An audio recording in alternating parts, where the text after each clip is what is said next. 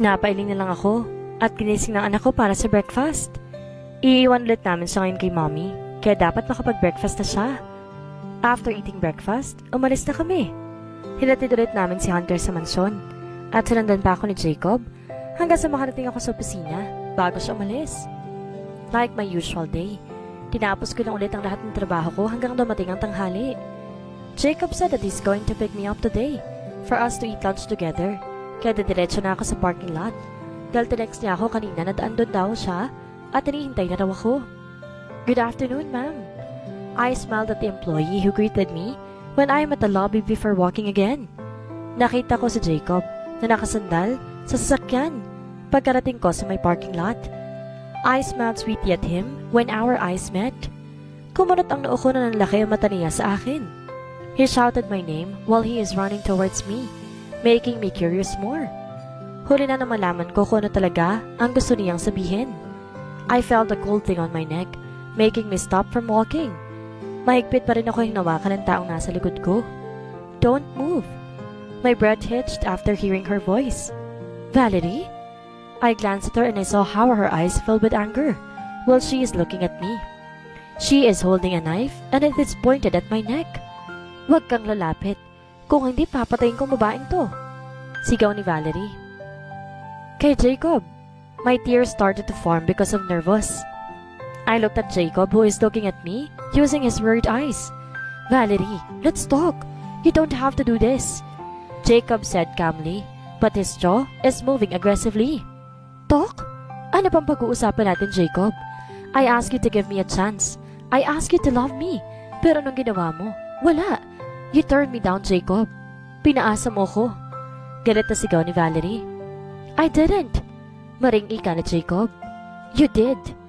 Napatili ako na maramdaman ang pagdiin ng kutsilyo sa leeg ko. Kasunod ng malakas na muran, Jacob. Naramdaman ko ang pagtulo ng dugo sa leeg ko, kasabay ng pagtulo ng luha ko, at pagbilis ng tibok ng puso ko dahil sa takot. Fuck! Let go of her, Valerie. Mag-uusap tayo ng maayos. Si Jacob at patuloy na malapit sa amin. My tears are flowing down. I can't even stop it because of nervousness. Mas dumidin pa ang kutsilyo sa leeg ko at alam kong patuloy ng tulong dugo doon. My knees are also trembling because of fear. Pati pagtibok ng puso ko ay sobrang bilis. Bakit? Mamahalin ba ako kapag pinakawalan ko siya? Hindi naman, hindi ba? So I might just well kill her. Valerie laughed hysterically behind me. Kasabay ng pagtawa niya ay ang pagdiin palalo ng hawak niyang kutsilyo sa leeg ko na naging dahilan para mapasigaw ulit ako dahil sa takot. My heart is hammering so fast in my chest right now. Di ko alam kung anong gagawin ko ngayon. Valerie, please, mag-usap tayo na maayos. Jacob said calmly, but I can see that his eyes are really alerted for what may happen. Jacob is walking towards me, and his eyes shouts concern and fear. Umawang ang labi ko para magsalita nang idiin ulit ni Venus ang kutsilyo sa leeg ko. I bit my lower lip to stop myself from sobbing. I am aware that my face is already wet right now because of my non-stop tears. Isa lang naman ang gusto ko, Jacob. Love me. Yun lang naman. Or if you want, pakasalan mo na lang ako. Ako na lang, Jacob. Valerie said desperately. Mabilis na rin ang paghinga ko dahil sa namumuong tensyon sa sarili. Abot-abot ang kaba ko dahil sa ginagawa ni Valerie ngayon. Does she have an illness? May sakit ba siya sa utak? Why is she doing this? Alam kong mahal niya si Jacob, pero sobra naman na yata to. This is absurd. Kahit ako hindi aabot sa puntong ganito kapag hindi ako minahal ng taong mahal ko. I won't hurt someone just to have the person I love. Masyado na naman yata yun.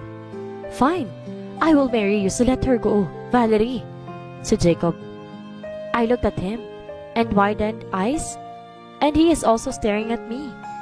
He looks like he is taking to me and talking to me using his eyes. That's why I know that he is just fooling Valerie. I don't think that Valerie will fall for his trap, but it is possible.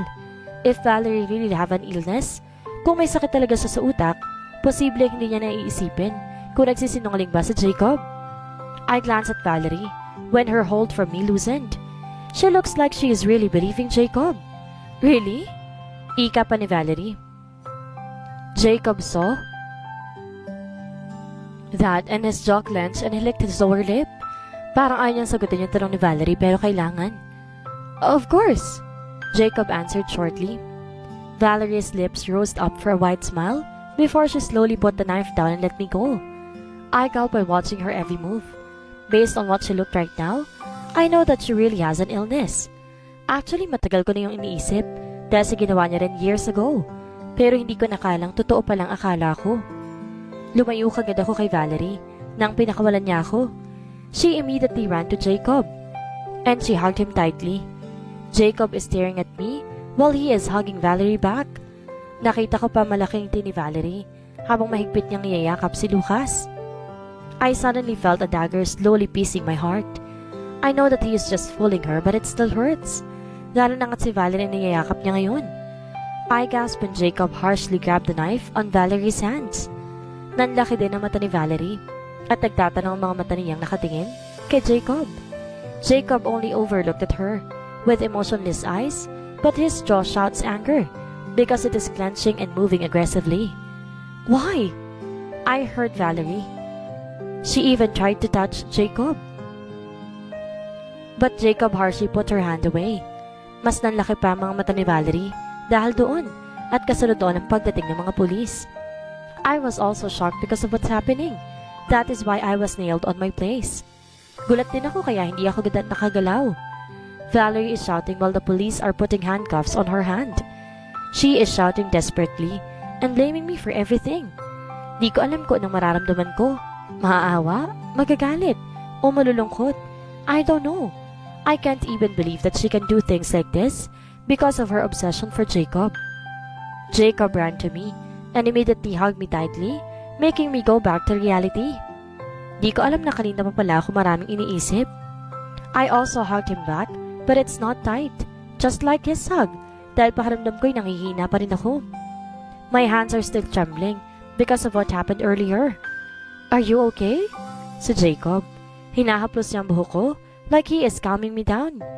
Di ko na napigilan ng sarili at binauna mukha sa leeg niya. My tears start to stream down again. Tuloy-tuloy ang pagturo ng duha ko at malakas rin ang kumakawalang higpi sa labi ko. Are you okay, babe? Si Jacob at tinawakan na magkabay ng balikat ko.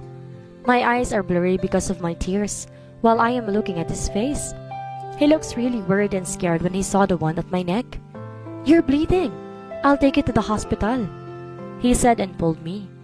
Hinila ko rin siya pabalik at napahawak pa ako sa leeg dahil sa biglang pagkirot noon. I am fine. My voice shaked. No, you're not, he said sternly and pulled me again. He talked to a police first before taking me to his car. Pinagbuksan niya ako ng pinto sa shotgun seat bago ako sumakay doon.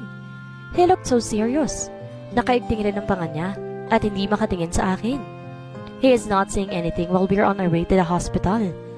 Napangiwi ako nang maramdaman ang pagkirot ng leeg ko nang lumunok ako. Are you okay? Natatarantang ika ni Jacob na makita niyang itsura ko. The color of my blouse has a stain of blood because of my wound. Ayos nga lang ako. Ikaw, okay ka lang? I asked him back. He looked like he is not okay. Parang marami siyang iniisip ngayon. And I have a feeling that he is already blaming himself because of what happened earlier. Sigurado akong tahimik siya ngayon dahil iniisip niyang siya ang may kasalanan na nangyari kanina. Wala kang kasalanan sa nangyari kanina, Jacob.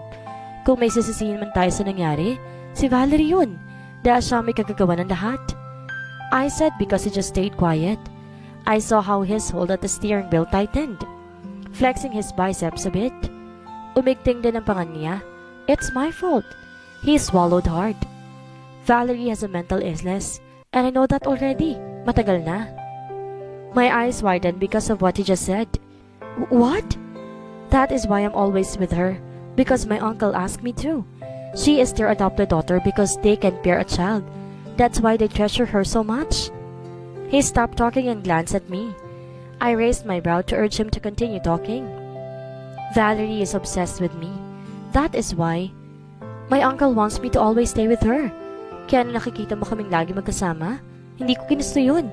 I am just following my uncle's order. He explained more. So you already knew that Valerie has a mental illness? I asked.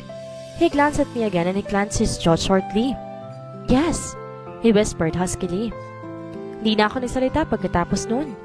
Napatitig na lang ako sa suot na singsing na may konting bahid ng dugo dahil sa paghawak ko sa sugat ko kanina. My wound is not deep, but it is just bleeding so hard. I glanced at Jacob again, and I saw him glance back at me. He still looked worried, that's why I held his arm softly. I am fine, I assured him with a smile. He exhaled deep after that. Pinagsalikop niya mga kamay namin at ipinatong yun sa taas ng hita ko. He did not let go of my hand and he is holding me tightly until we arrive at the hospital. Pagkapasok pala namin sa ospital, nagsitakbuhan kaagad ang mga nurse papalapit sa amin, kasamang isang babaeng doktor.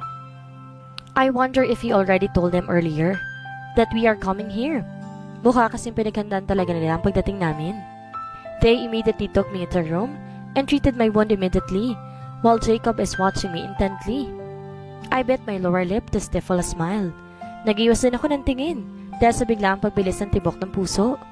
Is she okay? Jacob asked after they treated my wound. Gumuso ako para pigilan ng pagtawa. The doctor looked at him with a smile plastered on her face. Nakalagay din ang dalawang kamay ng doktor sa bulsa ng lab gown na suot nito. Yes, Mr. De Vera, she is already fine. Sasabihin ko lang kayo kapag pwede na siya makalabas. The doctor smiled before going out of our room. Di ko napigilan ng ngiti nang umupo si Jacob sa tabi ko. The doctor said that I'm already fine, Jacob. Bakit parang nag-aalala ka pa rin dyan? I smirked. May benda na ng sugat ko sa leeg, kaya hindi ko alam kung bakit nag-aalala pa rin siya ngayon. His eyes turned to slits when he reached for my neck and caressed it softly. I am sorry, he said. I pursed my lips because of what he said. For what? Sinabi ko nang wala kang kasalanan sa nangyari, hindi ba? I said, not just for what happened earlier, but for everything. I am sorry, love. Because of me, you're experiencing all of this. He said sincerely. Magsasalita pa sana ako nang biglang bumukas ang pinto. I frowned when I saw who just came in because he is not familiar to me. Jacob did not look shocked though. Nakapumulsa lamang siyang tumayo at sinalubong ang mga dumating. Tatlo sila. Yung isa, si Von. I knew him because I already met him before. Yung dalawa lang ang hindi pamilyar sa akin, but they looked like a couple because of the man's arm is snaked around the woman's waist. Naningkit ang mata ko ng mamukhaan ng babae nang lumapit pa siya sa akin. She looks familiar. Hi, I'm Kendra. Nice to meet you. She greeted.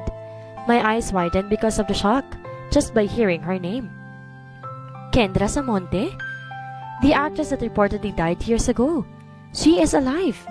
Di naman ako siguro kung namamalikmata, di ba? She really looks like that actress at magkapangalan pa.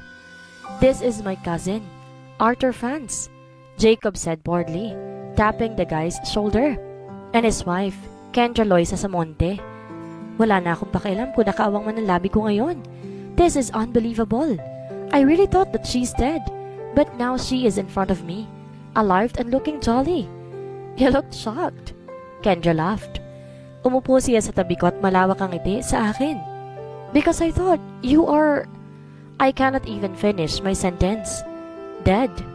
Pagtatapos niya sa sinasabi ko, Where are you last year? Binalita sa buong Pilipinas na buhay ako ah. I'm abroad. I said, still shocked. Oh! Gulat na ika niya at sumulyap kay Jacob. She is already pursing her lips when she looked back at me. Halatang may pinipigilang ngiti. How are you? Kendra's husband asked seriously. From what I know, his name is Arthur. And damn, his eyes look cold while he's looking at me. He is still wearing a business suit while his hands are in his pocket. You are scaring her. Kendra glared at Arthur. No, I'm not, he said back to his wife. He heard and stared at his wife lovingly. I could see that in his eyes. Can you two go out? I know where you two will end after this. Si Von, habang nakatingin kay Kendra at Arthur. His dimple showed up every time he speaks, kaya nung umiti siya sa akin, mas nadipin na pa ang dimples niya. He looked manly and cute at the same time. Nawala lang ang tingin ko sa kanya nang humarang si Jacob sa gitna namin. He's already frowning, and his face shouts jealousy. What now? Selos ka agad? I am just looking at his cousin. I just talked with them for the whole afternoon before I had been discharged. I admit that Kendra is fun to talk with. Sinabi niya rin yun sa akin na nag-assign na siya sa pagiging artista because she doesn't like how the media works. Arthur looks snub and a little bit scary because of its cold stare, habang si Von naman, masaya ring kausap. Sabay din kaming lumabas lahat at tumiretso sa parking lot. Oh, by the way, Tita wants to see your fiancé, Di Vera? Vince smirked at Jacob. Nanlaki ang mata ko na mapagtanto kung sino tinutukoy niyang Tita Divine. It's Jacob's mom. Jacob just answered him with a nod at pinagbuksan na ako ng pintuan. Wala sa sarili akong pumasok doon dahil iniisip ko pa rin ang sinasabi ni Von. Jacob's mom wants to see me. Bigla na lang bumilis ang tibok ng puso ko dahil sa kaba. If you're not ready yet to meet my parents, it's okay. I can just talk to them. No! I cut him off. It's okay. I also want to meet your parents. I gave him a fake smile. He pursed his lips as he glanced at me while driving. Pinagsalikop na ulit ang mga kamay namin at pinatong ulit yun sa hita ko. Alright, aniya. Sa mansyon kami dumiretso dahil susunduin pa namin si Hunter, and as expected, nagpanik si mommy na makita ang sugat ko sa leeg, kaya wala akong choice kundi ikwento sa kanya kung ano nangyari. That woman, she deserves to be in jail. Galit na ika ni mommy pagkatapos ko ikwento sa kanya ang buong pangyayari. Mommy, she is sick mentally.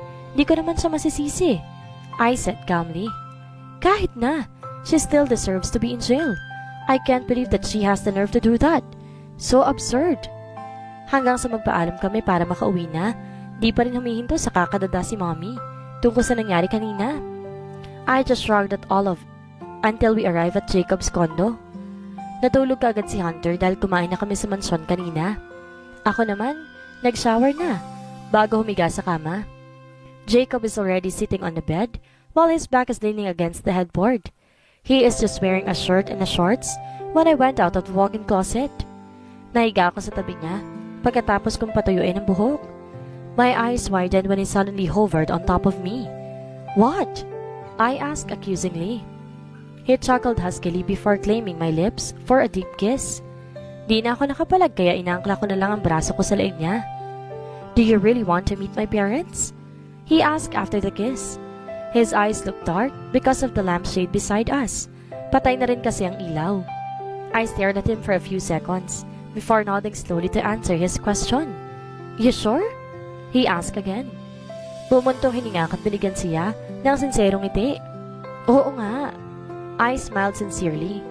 Matagal niya pa akong tinitigan bago siya humiga sa tabi ko at marahan akong hinila para sa isang yakap. Siniksik ko ang sarili sa dibdib niya habang mahigpit ang yakap niya sa akin. I felt him kiss the top of my head before slightly planting a kiss on my neck. Good night, babe, he whispered sweetly. I bit my lower lip because of the sudden fast beating of my heart before I buried myself more to his body. Good night then. I paused and looked up at him. I saw him staring at me like he is waiting for me to say something more. Napangiti tuloy ako dahil sa itsura niya. He looked cute. I love you. Patuloy ko. Do you really want to go? Jacob chuckled while he's hugging me from behind. I am facing the full body mirror inside the walk-in closet while he is hugging me and his face is buried on my neck. I am wearing a black off-shoulder dress and a heels partnered with sling bag. Magde-dinner kami ngayon with Jacob's parents at hanggang ngayon iniisip niya pa rin na kinakabahan ako. I'm actually a little bit nervous because I don't know what his parents think about me. Di ko alam kung galit pa sila sa akin o ano. I kind of feel nervous because of that. Pero buo na ang desisyon ko na kahit kinakabahan ako, makikipagkita pa rin ako sa parents niya. I really want to go, Jacob. I answered him. He tilted me, making me face him. Agad dumausdos ang kanyang kamay sa baywang ko at pumulupot doon. I smiled and he encircled my arms around his neck. His eyes looked so menacing while he is looking at me. Are you sure? He asked again. I pursed my lip and slightly tiptoed to give him a peck on the lips. Yeah, I whispered. He claimed my lips for a deep kiss before we went out of our room. Naabutan namin si Hunter sa living room at busy na sa panonood. I immediately called him, that's why he ran towards me. Pareho sila na Jacob ng suot. A white dress shirt partnered with a gray slacks. They both looked hot and gorgeous. It only took us a few minutes before we arrived at an exclusive restaurant. Nasa VIP room daw ang parents si Jacob, kaya doon kami dinala ng waiter na bumati sa amin sa may entrance pa lamang. Jacob's arm is snake around my waist while I'm holding my son's hand. Di rin nakatakas sa paningin ko ang titig ng mga kababaihan kay Jacob. He is really a chick magnet. Habang papalapit kami sa VIP room, bigla na lang humilis ang tibok ng puso ko dahil sa kaba. Humigpit rin ang hawak ko sa kamay ng anak ko dahil doon. Are you okay? Si Jacob, at naramdaman ko ang labi niya sa may tenga ko. I slightly gulped before nodding. Diretso lang ang tingin ko dahil di ko pa rin kayang kalmahin ang sarili. I inhaled deeply when we were already at the front of the door of the VIP room. Kumatok muna ng 2 beses ang waiter bago kami tuluyang pumasok doon. A woman in a champagne-colored dress and a man in a black business suit welcomed us. Jacob's parents are in front of me. At mas bumalis pa ang tibok ng puso ko dahil doon. They both look intimidating, like Jacob. The lady is sophisticated while the man looks serious and cold. Di ko alam kung ano mararamdaman ko ngayon. Mom, Dad, si Jacob, at tumalik sa pisngi ng mom niya at bahagyang tinanguan ng dad niya habang hindi pa rin kinakalas ang pagkakapulupot ng braso sa bewang ko. I smiled a bit when his parents both faced me. Bahagyang nandaki mata ko ng malawak na ngiti ang binigay sa akin ng mom ni Jacob. She even hugged me and kissed me on the cheeks while I was nailed on my place. Iha, you really look good and beautiful in person, her mom said joyfully after the hug. Ang ama ni Jacob, bahagya lamang akong tinungaan at binigyan ng maliit na ngiti. I also gave him a small smile. Nagulat ako nang tumili ang mom ni Jacob. Oh my! Is this my grandson? So handsome! She squealed and immediately hugged my son. Mukhang nagulat din ang anak ko, pero niyakap pa rin niya ang mom ni Jacob. Mrs. De Vera even pinched my son's cheek while giggling. Let's eat. Ayaw ng dad ni Jacob at nilahad sa amin ang 6-seater table. Sa kabisera umupo ang dad ni Jacob, habang sa kaliwa naman niya ang asawa. I sat at the right side of his father and I sat beside him. Ang anak ko ay kay Mrs. De Vera tumabi dahil hinila siya doon. Buti na lang sumunod ang anak ko. Let's eat first. Ang dad ulit ni Jacob at tumawag ng waitress para ihanda na ang mga pagkain namin. I was quiet for the whole time of eating. Paminsan-minsan lang nagsasalita kung kinakausap ni Jacob. My son looks happy though. Mukhang masaya siyang kausapin si Mrs. De Vera. They are talking for some random things like what is her favorite food, movie, etc. Napangiti na lang ako dahil doon. At least, they acknowledged my son. So, where will we start? Nakangiting ika ni Mom na Jacob habang nagpupunas ng tissue sa gilid ng labi. Naligpit na rin ang mga pinagkainan namin. Mag-uusap na ba tayo tungkol sa kasal? Patuloy pa ni Mrs. De Vera. My eyes widened because of that. Kung umiinom lang ako ng tubig ngayon, o kaya kumakain ay baka nasamid na ako. Bakit kasal ka agad ang pag-uusapan namin? Hindi ba't marami pa kaming dapat pag-usapan at ayusin? Mom? Jacob said sternly like he wanted to stop his mother from talking more. What? I just wanted to ask the both of you. Di pa rin ba kayo natutuloy ang kasal hanggang ngayon? You already have a son, for goodness sake. Jacob's mother playfully rolled her eyes. But we still have a lot of things to talk about before that. Si Jacob, like what? Ang dad niya naman ang nagtanong. His father raised his brow while looking at Jacob, and he has a ghost of smile on his lips. Di ko rin napigilan ang pagkunot ng noo. What the hell is happening right now? Napatingin ako sa hita ko nang nilagay ni Jacob doon ang kamay niya. He gently caressed it while he is staring at his father. Napatikim tuloy ako dahil hindi ko na naiintindihan na nangyayari. I thought we're going to talk about what happened years ago. Yung pagtakas ko po sa kasal. I asked and looked at his parents. Ngumisi ang dad ni Jacob, habang ang mama niya naman ay mahinang natawa. We don't have to talk about that, dear. We clearly understand why you ran away before. Kung ako nasa posisyon mo, baka ganun din ang gagawin ko. It's just that napilit lang anak ko kaya tinuloy pa rin namin. Mom? Si Jacob, at pinutol ang pagsasalita ng mom niya. I pursed my lips because it looks like his mother almost said something that is supposed to be hidden. Oh! Natawa ang mom niya habang ang dad niya ay napahalakak rin. Seriously? I thought we're going to have a heavy atmosphere right now. Pero hindi pala. Everything seems so light. So, saan na ba tayo? His mother looked up like she is thinking. The wedding! Kailan na ba? I frowned and looked at Jacob. He is already pursing his lips while looking at his mother. He caressed my thigh again before his hand went to my hand. Inangat niya yun at pinagsalikop niya mga kamay namin bago niya yun ipinatong sa lamesa. Napunta tuloy doon ang tingin ng mga magulang niya at parehong nanlaki ang mga mata nila.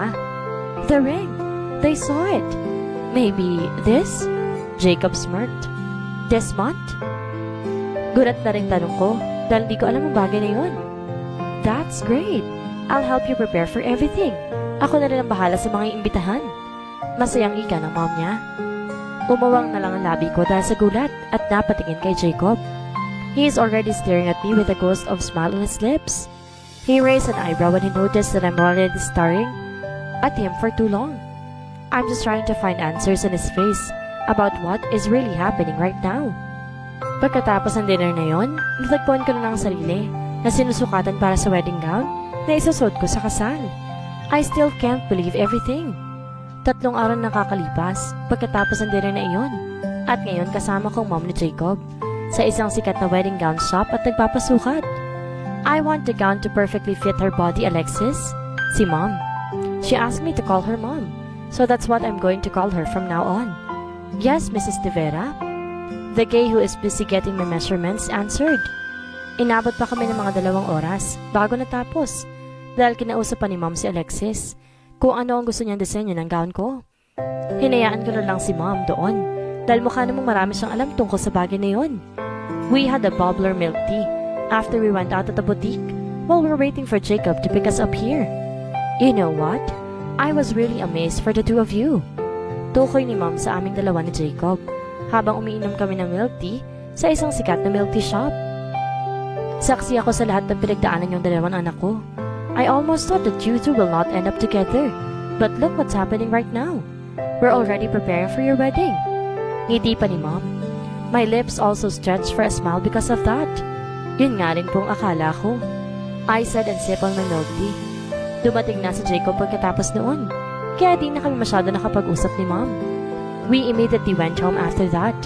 Si Hunter kina mami muna magsistay dahil baka hindi ko siya maasikaso ngayon, lalo nga't nalalapit ng kasal.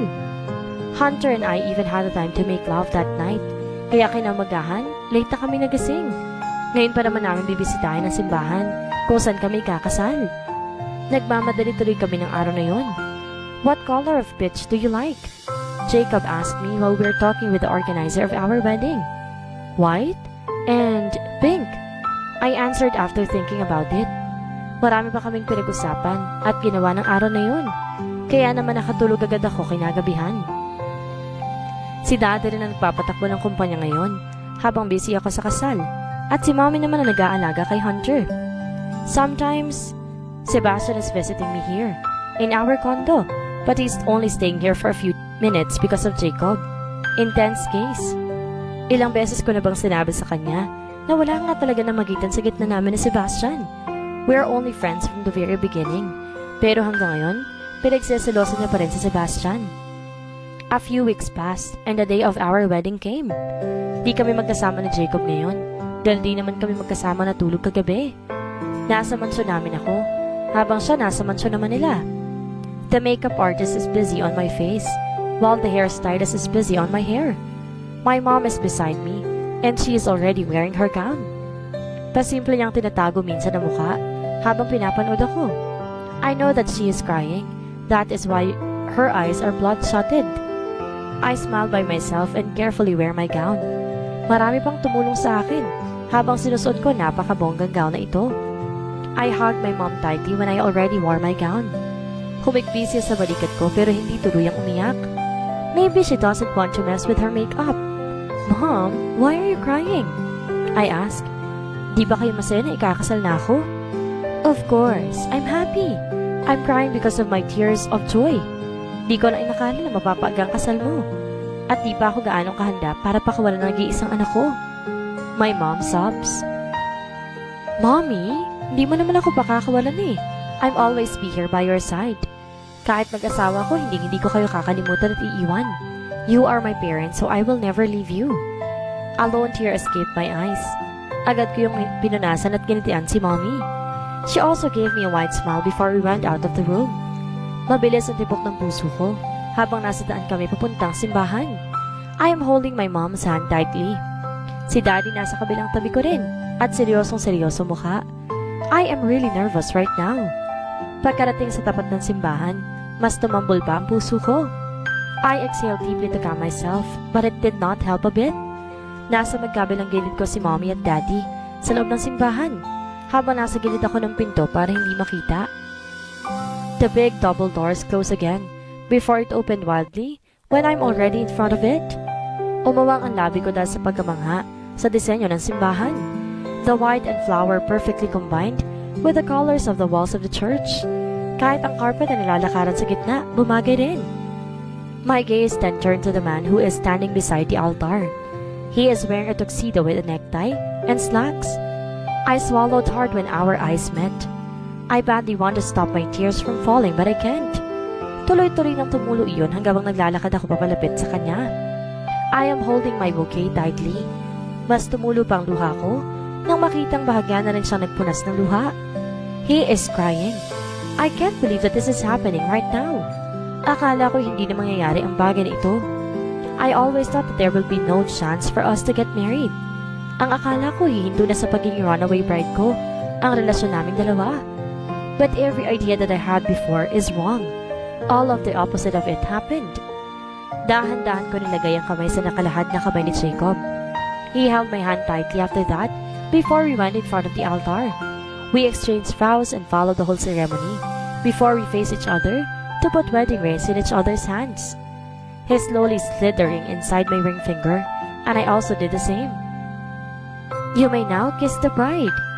Yun ang sinabi ng pare bago iniangat ni Jacob ang suot kong wedding veil.